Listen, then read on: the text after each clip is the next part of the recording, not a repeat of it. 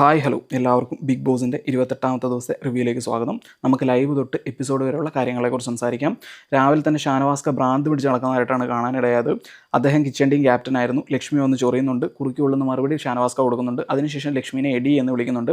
അത് ശരിയായില്ല, ഇന്നലെ വന്ന് കയറിയിട്ടുള്ളൂ, അവർ എഡി എന്ന് വിളിക്കാൻ പറ്റില്ല. കുറച്ച് റിലേഷനൊക്കെ ആയിട്ടുണ്ടെങ്കിൽ നമുക്ക് എഡി എന്നൊന്നും വിളിക്കുന്നതിൽ തെറ്റില്ല. അപ്പം ലക്ഷ്മി പറയുന്നുണ്ട് എന്നെ എഡി എന്ന് വിളിക്കേണ്ട, എൻ്റെ പേര് വിളിച്ചാൽ മതിയെന്ന്. അപ്പോൾ ഷാനവാസ്ക പറയുന്നുണ്ട് നീ കൊണ്ട് കേസ് കൊടുക്കാൻ.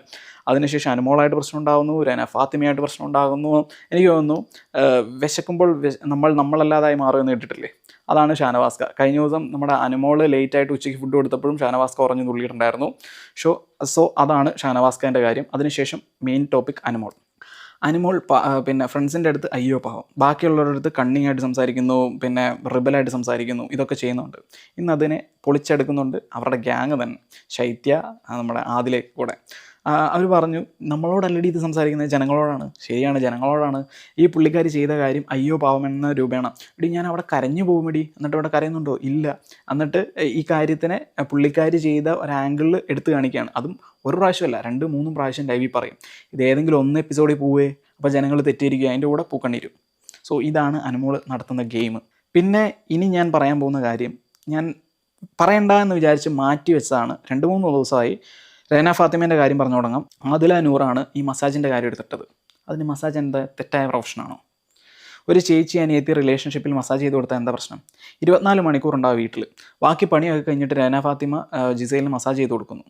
എന്താ തെറ്റ്? പുതപ്പിനടിയിൽ എന്നാക്കി മാറ്റി. ഈ പുതപ്പിനടിയിൽ എന്താ സംഭവിക്കുന്നത്? ഇതിനെക്കുറിച്ചൊക്കെ സംസാരിക്കാൻ തന്നെ എനിക്ക് ലജ്ജ തോന്നുന്നു എന്ന് വേണമെങ്കിൽ പറയാം. ഒരു മഞ്ഞപ്പത്രത്തിന് തുല്യമായിട്ടാണ് എനിക്ക് ഇന്നത്തെ എപ്പിസോഡിനെ കാണാനിടയായത് ബിഗ് ബോസിൽ. സോ നൂറ 2-3 ദിവസമായിട്ട് അത് പറയുന്നുണ്ട്. ഇന്നും കൂടെയും അത് പറഞ്ഞിട്ടുള്ളൂ എന്തോ ഒരു ഇഷ്യൂ ഉണ്ടായപ്പം. അതിനുശേഷം നമ്മുടെ പിന്നെ അനുമോൾ പുതുപ്പിനടിയിൽ.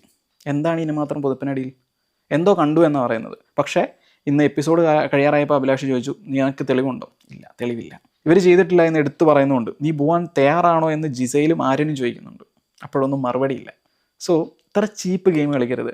ഇത് വൈൽഡ് കാർഡ് എൻട്രി അവർ മസ്താനിയൊക്കെ എന്താ പറയുക ഒന്ന് പൊലിപ്പും തൊങ്ങലും ഇട്ടിട്ട് അനുമോളോട് പറഞ്ഞു. അനുമോൾ ഇതൊക്കെ ഊഹിച്ചിട്ടൊരു കാര്യം പറഞ്ഞ പോലെയാണ് എനിക്ക് ഫീൽ ചെയ്തത്. എന്ത് വൃത്തികെട്ട ചീപ്പ് ഗെയിമാണ് കളിക്കുന്നത്. ഇങ്ങനെയാണോ നിങ്ങൾ റേറ്റിംഗ് കൂട്ടുന്നത് അനുമോളെ? പിന്നെ ഞാൻ അക്ബർ കിങ് ആയി പറയാനുള്ള റീസൺ എന്താണ് എന്ന് വെച്ചിട്ടുണ്ടെങ്കിൽ ആ ഡെമോ കാണിച്ചപ്പം അക്ബർ എണീറ്റ് പോയി. പിന്നെ കൂടാതെ വൈൽഡ് കാർഡ് എൻട്രി പിന്നെ അവർ പറഞ്ഞു അക്ബർ ഭയങ്കര കണ്ണിങ് ആണ് എന്ന് പറഞ്ഞു. ആദ്യത്തെ കാര്യം ഗ്രൂപ്പിസം, അത് നെഗറ്റീവാണ്. പക്ഷേ രണ്ടാമത്തെ കാര്യം അക്ബറിന് നല്ല പോയിൻ്റാണ്. അക്ബറിന് അപ്പോൾ എല്ലാവരും ഒന്ന് കണ്ണെന്ന് തള്ളി.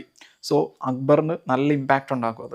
ഞാൻ അക്ബറിനെ സപ്പോർട്ട് ചെയ്യുന്ന ഒരാളാണ്. അക്ബർ എന്ന് പറഞ്ഞ ക്യാരക്ടർ ഗെയിമിനെ ഗെയിമായിട്ട് കാണുകയും പുള്ളിക്കാരൻ്റെ 2 ഡിസഡ്വാൻറ്റേജ് ആണ് അത്. ഒന്ന് എന്താ വെച്ചിട്ടുണ്ടെങ്കിൽ ഫ്രണ്ട് സർക്കിളിൽ എന്തെങ്കിലും പ്രശ്നം വന്നാൽ അവരെ തെറ്റായി കുറച്ചൊക്കെ പറയും, പക്ഷേ എന്നാലും മൗനവ്രതമാണ്.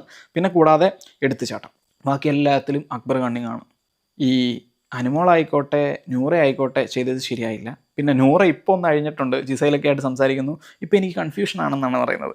മഞ്ഞപ്പത്രത്തിന് തുല്യമായി മാറിയോ നമ്മുടെ ബിഗ് ബോസ്? നിങ്ങൾ തന്നെ ചിന്തിക്കുക, നിങ്ങൾ തന്നെ കുറിക്ക് കൊള്ളുന്ന മറുപടി വോട്ടിങ്ങിലൂടെ രേഖപ്പെടുത്തുക എന്നാണ് എനിക്ക് പറയാനുള്ളത്. Thank you for watching.